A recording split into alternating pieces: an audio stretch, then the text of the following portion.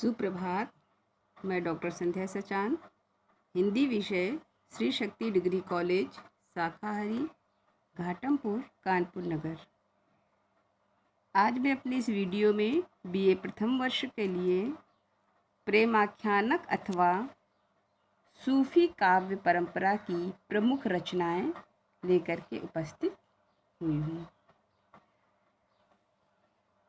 भारतीय परंपरा में प्रेमाख्यानक काव्य लिखने की एक विशाल विस्तृत परंपरा रही है।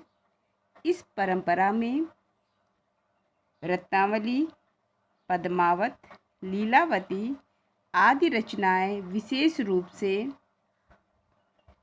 संपादित हुईं। लोक कथाओं को आधार बनाकर लिखी गई ये रचनाएं कल्पना और इतिहास का सुंदर समन्वय हैं। इस विधा से संबंधित प्रमुख रचनाएं निम्नवत हैं। प्रेमाख्यानक अथवा सूफी काव्य परंपरा के अंतर्गत जिन कवियों ने काव्य की रचना की वे अधिकांश मुस्लिम सूफी कवि रहे और इनकी जो रचनाएं थीं वे इतिहास और कल्पना का सुंदर समन्वय मानी गई हैं। कल्पना और इतिहास का सुंदर समन्वय मानी गई हैं। तो पहली रचना है मृगावती। पहली रचना है मृगावती। इस काव्य में राजकुमार चंद्रगिरी और मृगावती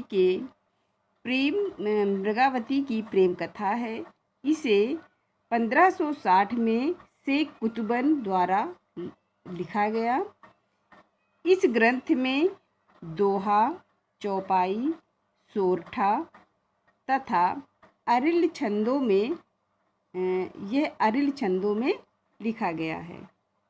इसके बाद इनकी जो दूसरी रचना है इस समय की वह है मधुमालती। इसके रचनाकार मंझन हैं। इनकी रचना 1575 से लेकर 1825 के मध्य किसी भी समय लिखी गई है। इसमें राजकुमारी मधुमालती और राजकुमार मनोहर की प्रेम कथा वर्णित है। इसके बाद नंबर 3 पे पद्मावत आता है। पद्मावत हिंदी प्रेमाख्यानक काव्यों में सर्वाधिक महत्वपूर्ण रचना है और इसे स्थान प्राप्त है। यह महाकवि मलिक मोहम्मद जायसी की विलक्षण कृति है। इसमें राजा रत्नसेन और उनकी पत्नी नागमती एवं पद्मावती का जौहर चित्रण अंकित है। यह विश्व साहित्य की अप्रतिम रचना मानी गई है। नंबर 4 पे चित्रावली यह ऐतिहासिक काव्य ना होकर कल्पना पर आधारित है। इसमें अद्वैतवादी विचारों को आश्रय मिला है।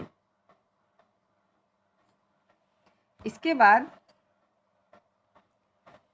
अगली रचना देखते हैं ज्ञानदीप। इस काव्य में राजा ज्ञानदीप एवं देवयानी की प्रणय कथा का अंकन है। इसे शेख नबी द्वारा लिखा गया है। 6वें नंबर में जो रचना है उसका नाम है हंस जवाहिर। कवि काशिम शाह ने इसकी रचना की है। राजा हंस और रानी जवाहर की प्रेम कथा को काव्यबद्ध किया गया है। इसमें राजा हंस रानी जवाहर को पाने के लिए योगी बनकर घर से निकल जाता है और अनेक कष्टों को सहने के पश्चात रानी जवाहर को लेकर महल आता है। हंस जवाहिर की जो कथा वस्तु है ये पद्मावत से बहुत मिलती जुलती है। इसके बाद नंबर 7 पे है इंद्रावती। इंद्रावती के जो रचनाकार हैं वह हैं नूर मोहम्मद। इसके रचनाकार नूर मोहम्मद हैं। इसमें विशेष रूप से नूर मोहम्मद की प्रशंसा की गई है। इंद्रावती में जो कवि नूर मोहम्मद हैं उन्हीं की प्रशंसा की गई है। इसके बाद 8वीं रचना है अनुराग बांसुरी। यह रचना तत्व ज्ञान की मंजूषिका मानी गई है और इसकी रचना नूर मोहम्मद के द्वारा की गई है। इसके बाद नंबर 9 में रचना है जो वह है प्रेम रत्न। प्रेम रत्न काव्य की रचना फाजिल शाह नामक कवि ने प्रेम रत्न ग्रंथ की रचना की है। प्रेमाख्यानक परंपरा की दृष्टि से यह ज़्यादा महत्वपूर्ण नहीं माना गया है। और नंबर 10 दल दमन।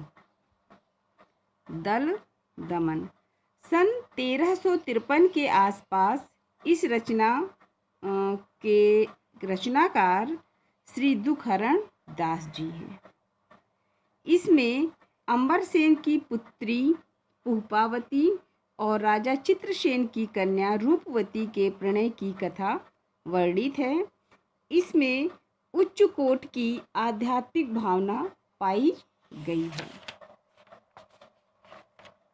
और इस प्रकार से प्रेमाख्यानक अथवा सूफी काव्य परंपरा की जो प्रमुख रचनाएं और उनके कवि हैं उनको इस वीडियो में मैंने बताने का प्रयास किया है। आशा करती हूँ कि छात्र छात्राओं के लिए मेरा यह वीडियो उपयोगी होगा। धन्यवाद।